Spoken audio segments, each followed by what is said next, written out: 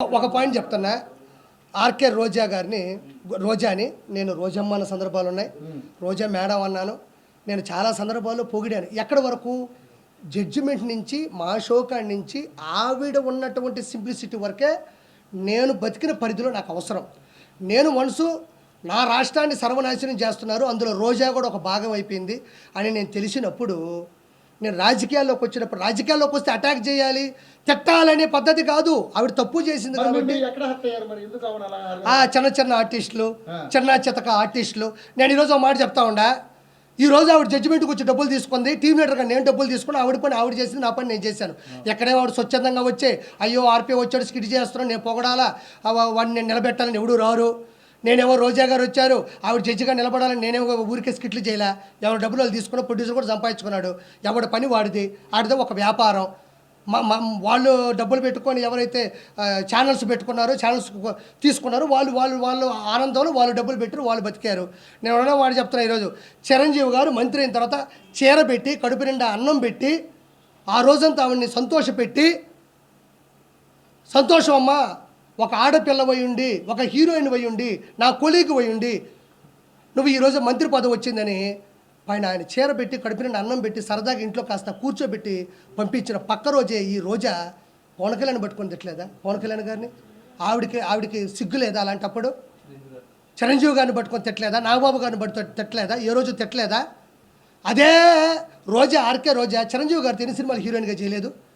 ఎన్నిసార్లు వాళ్ళు కలిసి భోంచేస్తుంటారు, ఎన్నిసార్లు వాళ్ళు సీన్లు డైలాగులు ఇద్దరు కలిసి మాట్లాడుకొని ఉంటారు, ఎన్నిసార్లు ఒకరినొకరు ప్రోత్సహించుకొని ఉంటారు. బాలయ్యబాబు గారిని పెట్టుకుని ఎన్ని తిట్లు తిట్టలేదు, బాలయ్యబాబు గారు ఎన్ని సినిమాలు చేయలేదు? ఒకసారి వికీపీడియా కొట్టి చూడండి. వాళ్ళు ఏ పాపం చేశాను తిట్టా, నువ్వన్నా పాపం చేసావు, ఏ పుణ్యము చేయలే.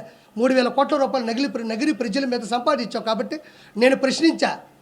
నీకు దమ్ముంటే నన్ను ప్రశ్నించు, ఎవరిని తిట్టకూడదు. నేను ఒకటే మాట చెప్తున్నా, నువ్వు జడ్జి చేసినంత మాత్రానో, నువ్వు నాకు దగ్గరైనంత మాత్రానో నువ్వు రోడ్లకి పోతే ప్రశ్నించకూడదా? నువ్వు జడ్జి అయినంత మాత్రానో నాకు దగ్గరైనంత మాత్రానో గంజాయి అమ్ముతుంటే ప్రశ్నించకూడదా? నువ్వు జడ్జిమెంట్ ఇచ్చినంత మాత్రానో నాకు దగ్గరైనంత మాత్రానో నువ్వు బూతులు నాయకుల్ని తిడతా ఉంటే నేను ప్రశ్నించకూడదా? నువ్వు జడ్జి అయినంత మాత్రానో నాకు దగ్గరైనంత మాత్రానో నగిరి అభివృద్ధిని పూర్తిగా సున్నా చేస్తే నేను ప్రశ్నించకూడదా?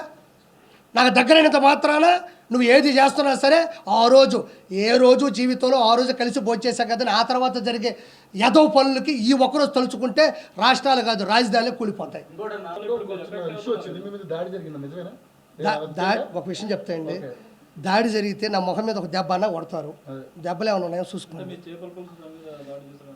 అయినా వాడు చెప్తే గుర్తుపెట్టుకోండి, అది జరిగినా నేను దాన్ని ఎలా రికవరీ చేయాలో తెలుసు, నేను ప్రెస్ మీట్ పెట్టుకొని మాట్లాడతాను తెలుసు, చేసిన తప్పు నిలదీయగలను. నా చేపల పులుసు మీద పడితే నా మీద పడ్డట్టే. నా చేపల పులుసు అంటే నా దగ్గర తీసుకున్న వాళ్ళు కావచ్చు, నేను ఇచ్చిన వాళ్ళు కావచ్చు, నాయి కావచ్చు. నేను అంత ఈజీగా ఇన్నోసెంట్ నేను కాదు. నేను జగన్మోహన్ రెడ్డినే నేను ఎలక్షన్స్ ముందే ప్రశ్నించినవాడిని. నేను ఎవరైనా నా దాని మీద దాడి జరిగితే నేను ఎక్కువ పెడతా. ఇప్పుడు విజయవాడలో నేను పెడతాను, ఎవరిని ఆపని చెప్పి చూద్దాం. విజయవాడలో నాకు తెలిసిన ఒక ఫ్రాంచైజీ ఓనర్ తీసుకున్నాడు, నేను కూడా అందులో భాగంగా ఈరోజు విజయవాడలో పెడుతున్నా, కొత్త రాజధానిలో పెడుతున్నా. ఎవడు చెప్తాడు ఆపని చెప్పి చూద్దాం. నేను ఆడే ఉంటా, ఆ రోజు ఏ దాడి చేస్తారో చేయమని చెప్పు, నేను ఆడే ఉంటా.